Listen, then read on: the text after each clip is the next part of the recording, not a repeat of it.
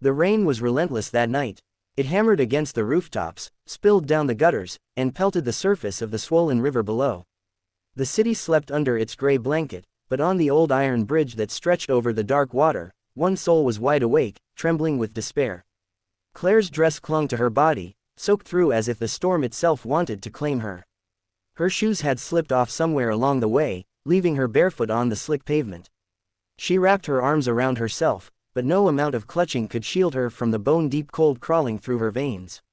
Her lips quivered, her eyes glassy and red from hours of tears. The railing loomed in front of her, a final barrier.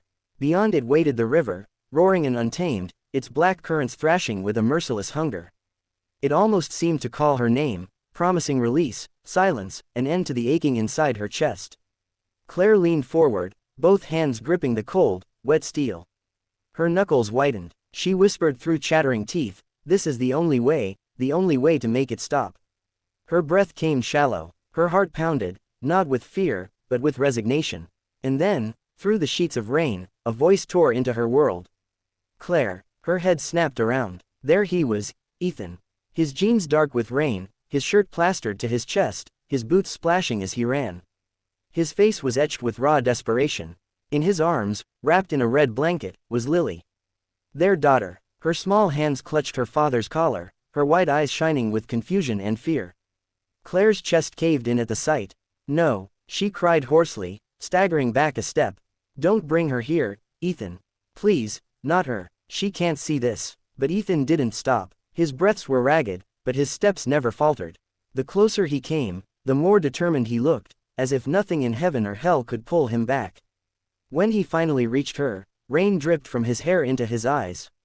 He adjusted Lily against his chest and extended his free hand toward Claire across the railing.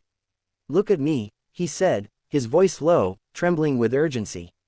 "Look at us." Claire's tears mingled with the rain. She shook her head, her whole body shivering. "You don't understand. I can't do this anymore. I can't be what you need, what she needs. I've already failed." Ethan's chest tightened, but he didn't let his hand waver. "No, you haven't failed. You're just hurting, Claire. And I should have seen it, I should have been here. But I am here now. And I'm not going to let you go." She let out a bitter laugh that turned into a sob.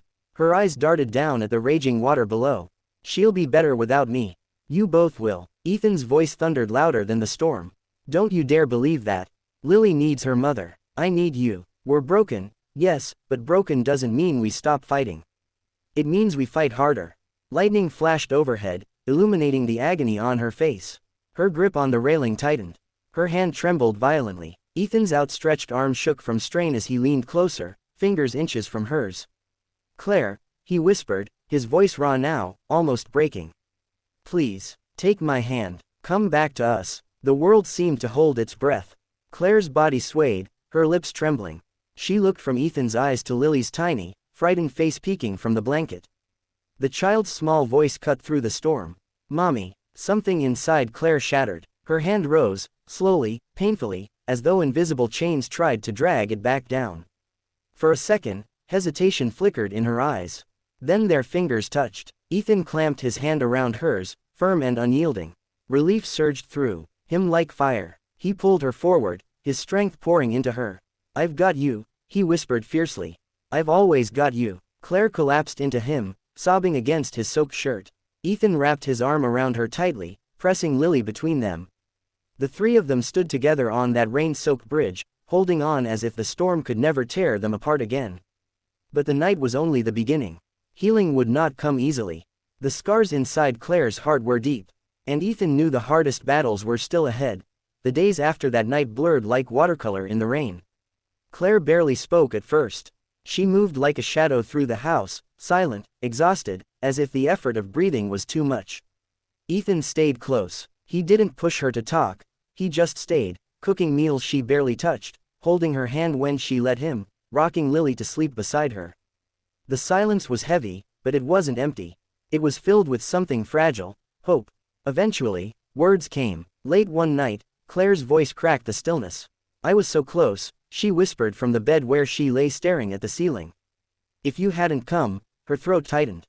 Ethan turned to her, brushing damp strands of hair from her face.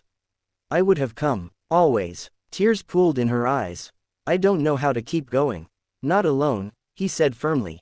We'll do it together. Every step. The next week, Ethan found a therapist who specialized in helping families through crises. Claire resisted at first, ashamed to open the darkest corners of her heart to a stranger. But Ethan went with her, holding her hand through every session, sharing his own guilt, his own exhaustion, until Claire began to realize she wasn't as alone as she thought. They learned to talk, not just about groceries and bills, but about fear, disappointment, and dreams. They learned to listen, and slowly, life returned. Lily's laughter filled their evenings again. Some nights, Claire would sit on the couch with her daughter curled in her lap, Ethan beside them, and realize she could breathe without feeling like she was drowning.